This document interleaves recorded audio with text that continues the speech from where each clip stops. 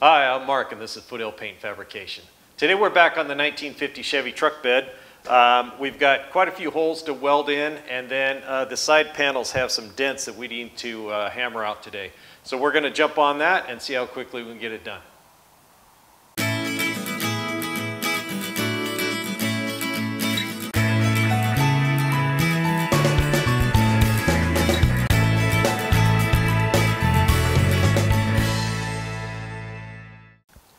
Okay, the majority of the holes that need to be welded in are on the rear of the bed. The owner had later model taillights on the truck at one time, and he wants to go back to period correct taillights. So there's a hole here and here and one on each side. The bolts went all the way through. So we're gonna have to weld all four of those in. And then this was the hole. You can see I cut a piece of sheet metal right there and fit that in there real tight.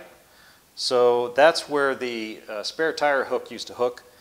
He will be moving the fuel tank from inside the cab to underneath the bed like a lot of people do, and that hole in that spare tire area will no longer be utilized.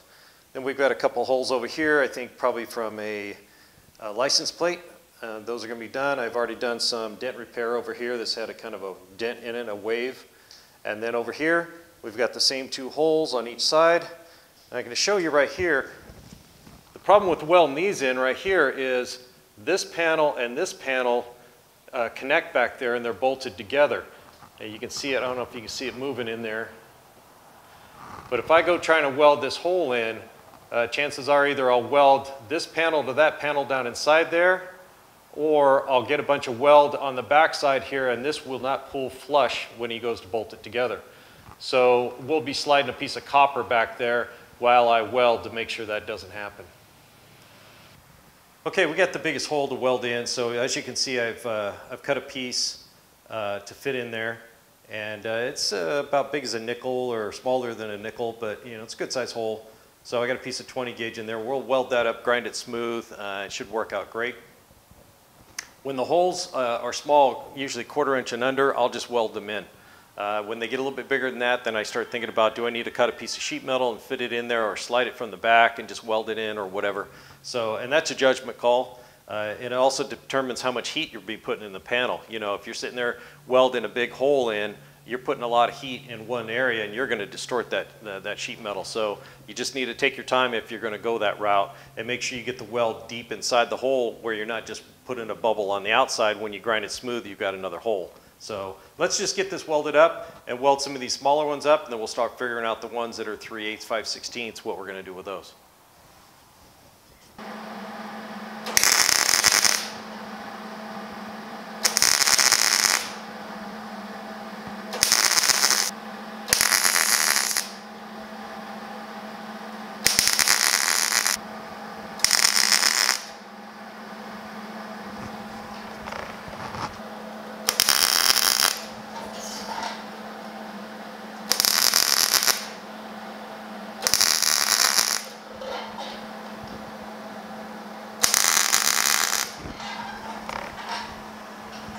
Okay, so that went pretty quick. 1/4 inch holes, I'll grind those. I suspect this one I'll have a little bit of a hole left. I'll do that again. That one I think came out good.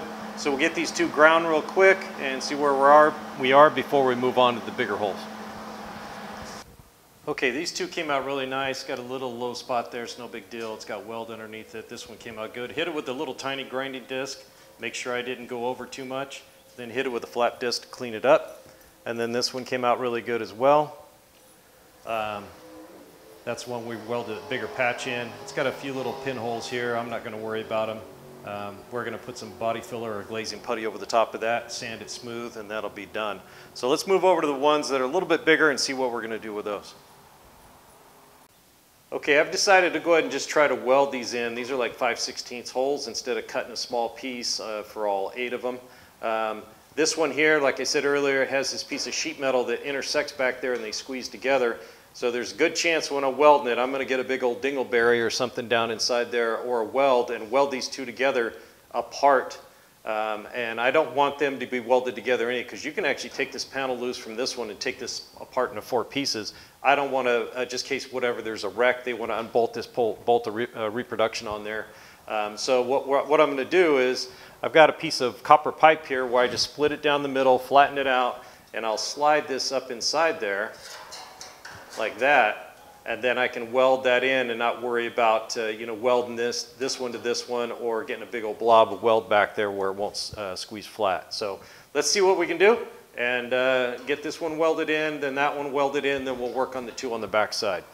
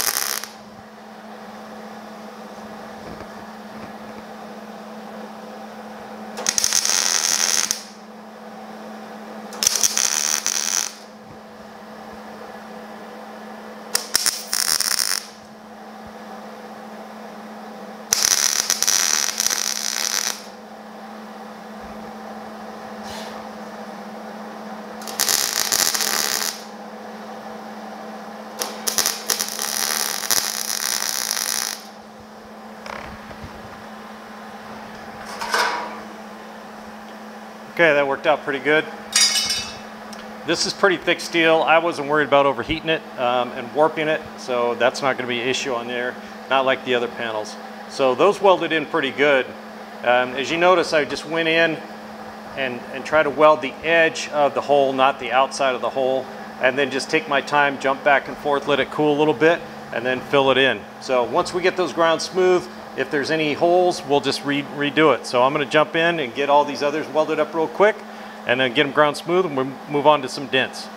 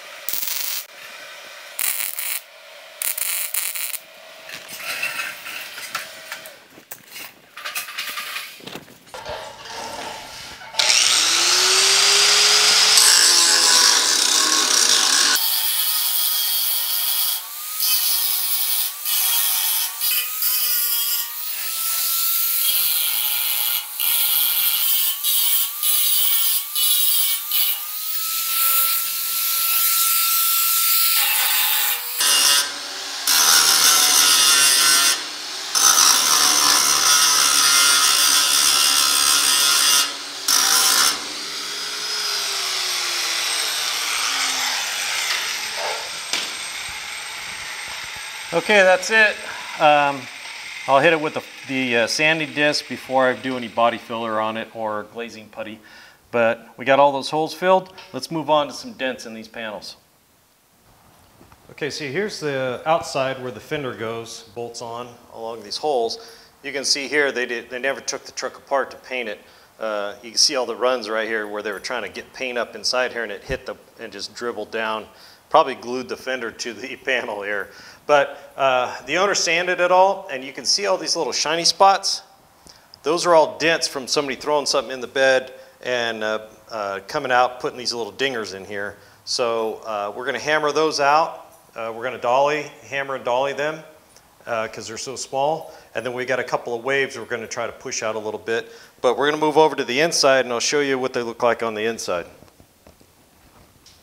Okay, so we can see two right here, and this is indicative of these panels. Luckily, this truck was very well taken care of over all these 70 years, 70 plus years. It's in the family the whole time. Some of these trucks you get, and it looks like they had a cylinder block rolling around in here for 10 years. They're just so beat up. But these panels are really nice. I mean, super straight. But we got these little dings from stuff, you know, bouncing around, or somebody tossed it in there and it put a little dinger. So these are really small. So I'm going to use dolly on technique on this, meaning that I will be putting the dolly directly over the hole. I'll be using the flat spot, and then I'll be using the hammer. At first I'll be using the tight side, the little smaller side, and then I'll switch over to the flat side and being very careful to tap and not just wail away so I don't stretch the metal.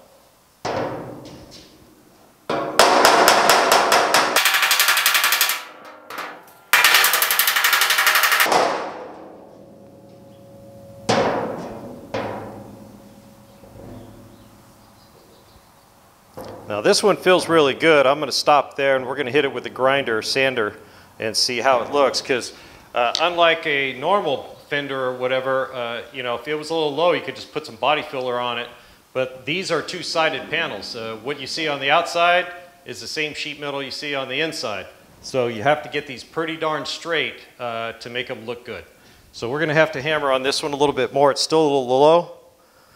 I might go ahead and do dolly off on this, and just I'll place the dolly just next to the low spot and then start tapping on it.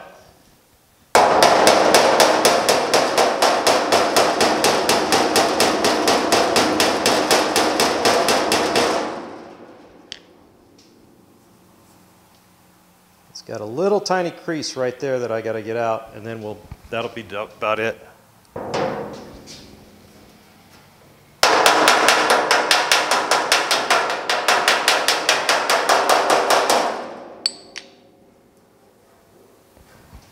All right, we're going to have to hit these with the sander real quick to see how they came out, and then we'll know if we should stop or keep hammering. Okay, we're on the outside. This is where I was hammering. You can tell there's a little halo right here where he had been sanding from something sticking out, and it exposed it. Not to mention you could see the dark side of the blue on the other side. So I'm not so concerned if the other side's still a little low because I can feel that. What I am concerned about this sticking out, because it's sheet metal. You know, like I said earlier, it's not two panels, so we just can't fill this. So we're going to grind it real quick and see how it feels and see if it's flat enough that we can skim coat that a little bit, skim coat it on the other side, and these little dents will be gone.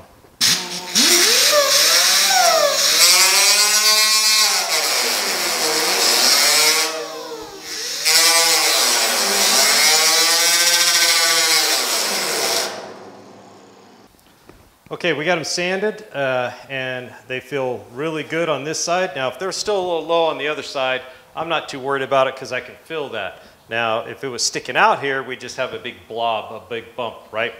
So there's so much paint on here, even if that was up a little bit, the film thickness of the paint would actually help me out. We're going to hit this with some catalyzed glazing putty to fill this sanded area out. We'll sand it smooth and you'll never know it was there.